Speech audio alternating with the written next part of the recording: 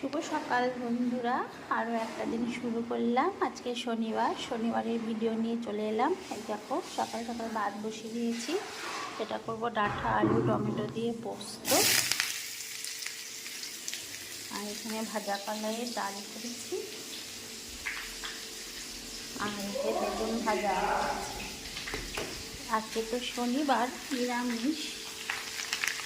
নিরামিষ খাবো, ওই জন্য একটু পোস্ত করবো।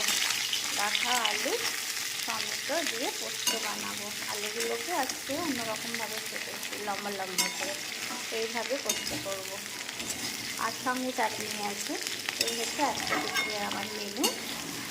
আর সারাদিন আমার দেখতে থাকো, আরও অনেক কিছু ভিডিও শেয়ার করব তোমাদের সঙ্গে। তাহলে এখনকার মতন যাই, আবার কোনো একটি ভিডিও নিয়ে আবার খুব তাড়াতাড়ি আসছি, কেমন?